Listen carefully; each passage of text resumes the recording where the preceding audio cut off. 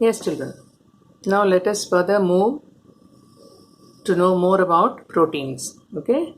Now, what are proteins? Proteins are polypeptides. Like carbohydrates, I told you they are polyhydroxyaldehydes or ketones.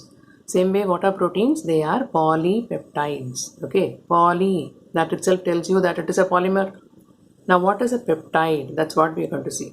Now, this is one glycine molecule, is it not? Aminoacetic acid, I told you.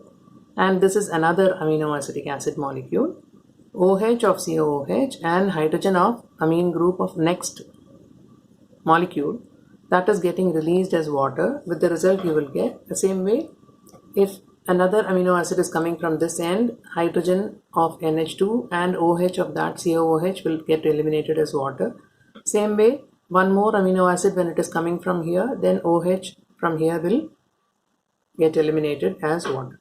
Okay. So what is the basic structure that you will have? NH, because this H is already gone, CH2, then CONH, CONH, then CH2, then CO. Again this OH is leaving if it is getting attached with another amino acid molecule.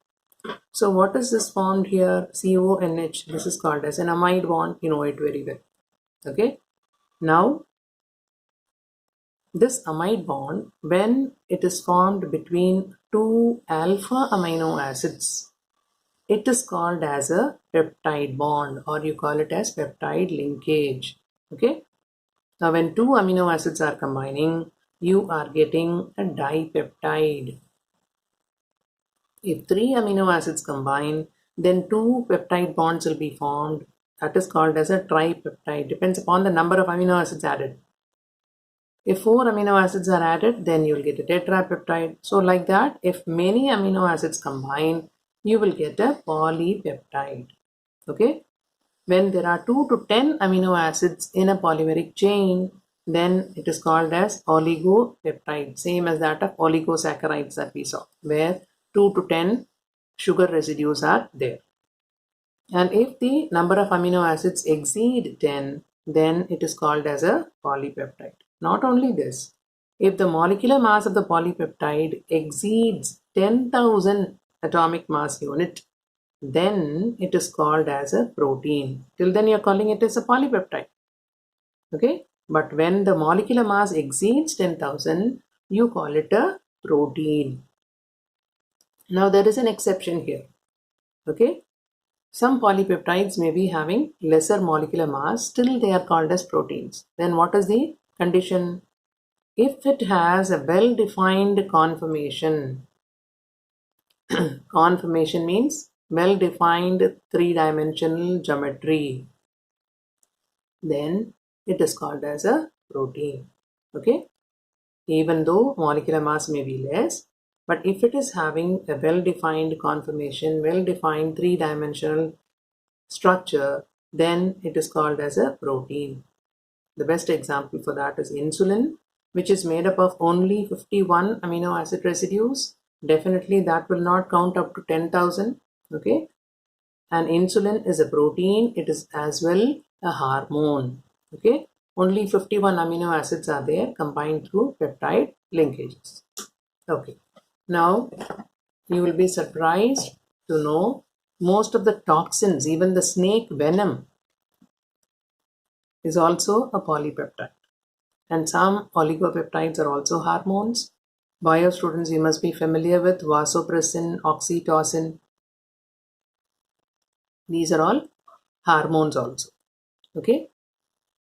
Then aspartame, it is a dipeptide, and see the speciality of this particular chemical.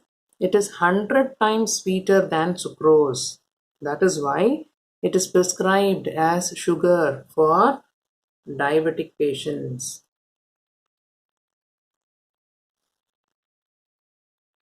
Okay, it will not give calorie. That is the specific thing that you are supposed to know. Okay, they are artificial sweeteners. Okay, they do not provide calories. If you eat sugar, it provides calories. But these chemicals, they do not provide calories, so they will help for diabetic patients. Now come to classification of proteins.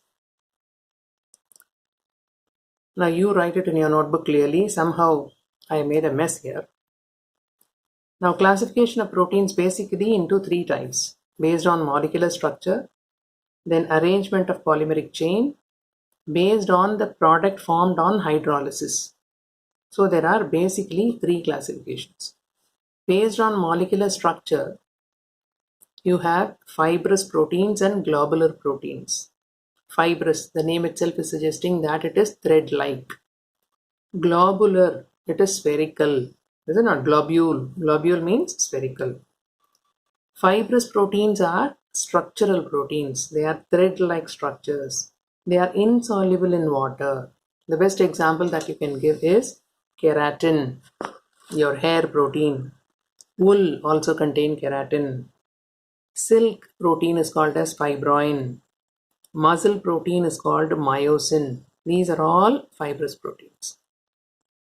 Under globular proteins, they are functional proteins. They have spherical shape. They are globular.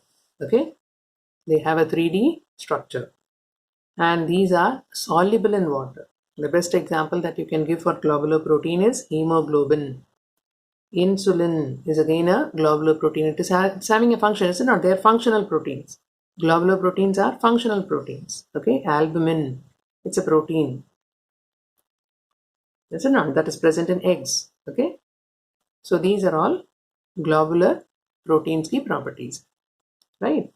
Now arrangement based on polymeric chain, we will see a little later, primary, secondary, tertiary and quaternary structures. Now let me tell you about how based on the products formed on hydrolysis, you classify the proteins. There are three classifications, three types: simple proteins, conjugated proteins and derived proteins. Simple proteins are those which on hydrolysis give you only amino acids. They are called as simple proteins, right? Conjugated proteins, they are made up of a protein part and a non-protein part in it.